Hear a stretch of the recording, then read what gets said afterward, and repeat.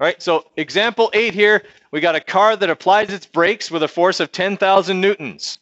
It slows from 20 meters per second to 6 meters per second.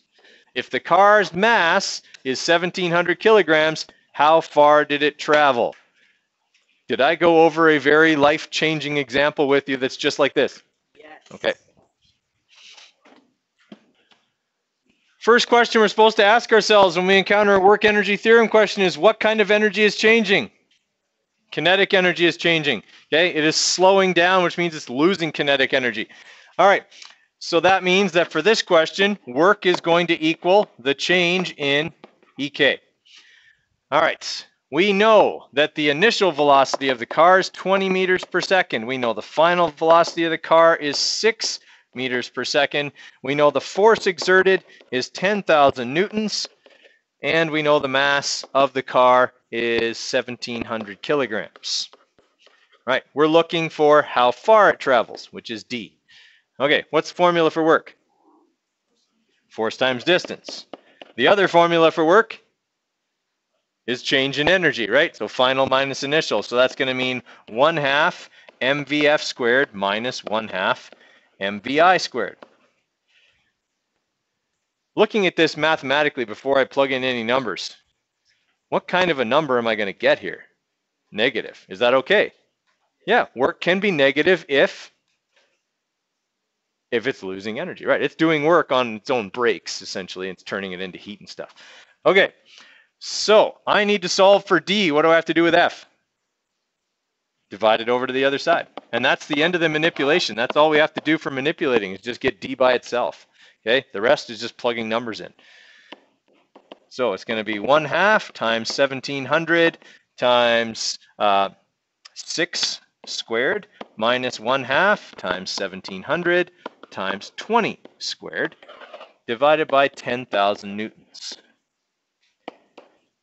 What part do you suppose people forget to do on a test? Actually, no, they forget to divide by the force. I don't know why, but it happens all the time. Okay, I see people, they've got everything all written down and they just forget at the end to do this division operation, even though they have it written down. I'm not sure why that happens, but I see it happen a lot. So I'm pointing it out. Remember to divide by this number. Okay. So we've got 0.5 times 1,700 times 36, okay, minus 0.5 times 1,700 times 400. Okay, and then we got to divide that by 10,000.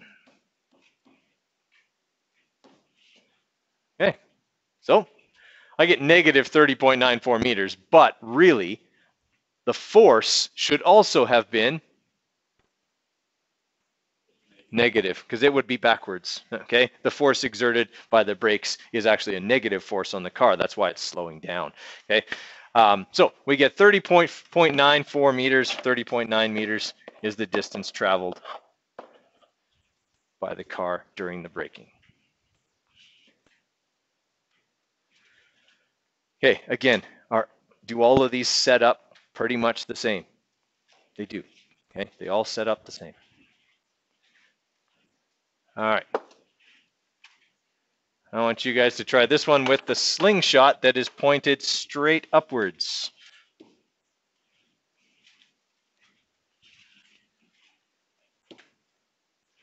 Okay, the end mass of the rock, I think, is 2 kilograms on this one. All right, give you a few minutes to try that one. So if I aim a slingshot straight upwards, okay, so I pull back on it, I do work, okay, I store elastic potential energy in the rubber part of the slingshot. When I release it, that becomes kinetic energy. As it flies up in the air, the kinetic turns into potential, okay, and eventually it reaches a point where it's got to turn around and come back down. At that point, its velocity is how much? 0, okay, so all of its energy at that point is potential. All right, so it's telling us that it reaches a maximum height of 30 meters. We have to understand that at that maximum height, it has no kinetic energy. Okay, we're going from a point on the ground where it has no potential energy to a point where all of its energy is potential. Okay, so what we have here then is that the work being done is going to change the potential energy of the object. All right. We know the force involved is 1,500 newtons. We know the distance over which that force acts is 0.4 meters. And we know that the maximum height is 30 meters. We're going to assume the initial height was 0. All right, so force times distance equals m times g times hf minus nothing, okay, because mghi is going to end up being 0. All right, I've got to calculate the mass of the rock. What do I have to move? Just gh, right? I've just got to move these over here. I want to leave, okay, m on that side. All right, so when we plug in our numbers here, we are going to have 1,500 times 0.4 meters divided by 9.81 times 30. Okay, so 1,500 times 0.4, okay, gives me 600 divided by 9.81 times 30. Okay, gives me 2.04, but I only have 2 significant figures, which is why it rounds to 2 kilograms, 2.0 kilograms.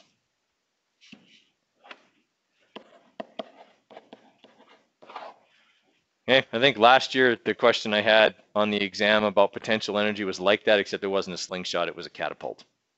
Okay, but I mean anything that you store, potential energy and shoot something straight in the air is all the same. Okay.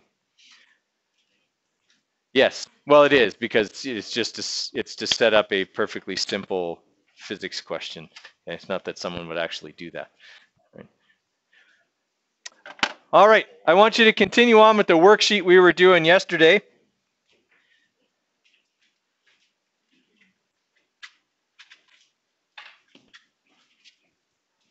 We're on page 25 of the worksheet package.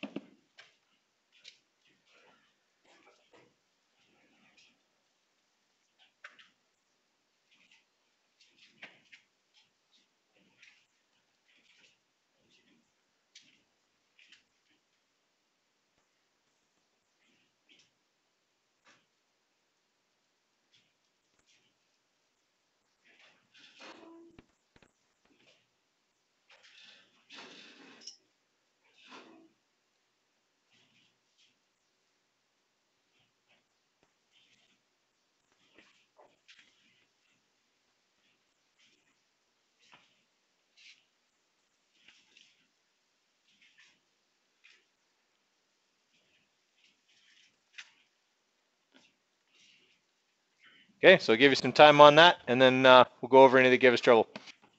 Okay, I want to have just a quick look at number 1 here, guys. Okay, there's often some confusion with number 1. Not so much part A, okay, because if you're trying to calculate work, what 2 things do you multiply together? Force and distance. Are you given those 2 things in the question? Okay, so most people get that first part, okay, work is force times distance, and they go, okay, well, it's lifted vertically, but a height is still a distance. It's a vertical distance, but it's still a distance. So they go 32 times 3, and they get 96 joules, okay? Then, when they're trying to calculate the potential energy of the box, they run into a snag, because they look at the formula for potential energy, and they go, well, I have H, but it never gives me M. Okay, and my answer to that is it doesn't have to. Work is a change in energy. Do you need to calculate anything? You already did.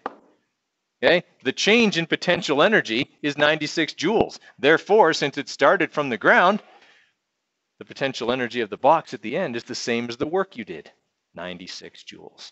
Okay, all that question is asking is, can you understand that work is 2 things, force times distance and the change in energy?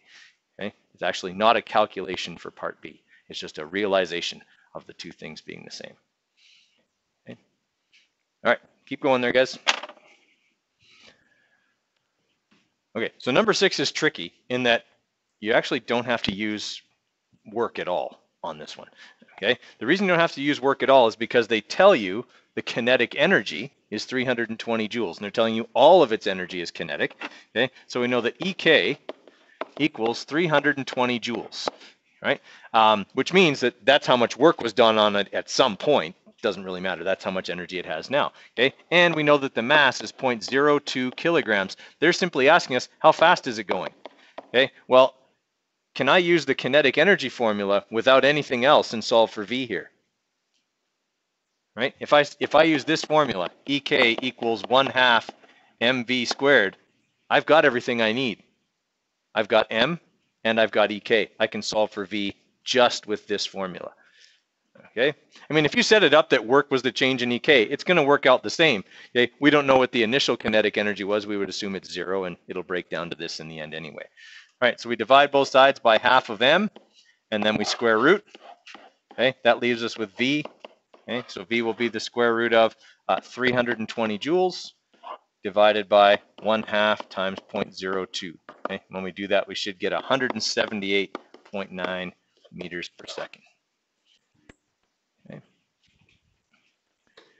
So a little bit tricky in that you didn't have to do any force times distance stuff in that one. Any others giving us trouble?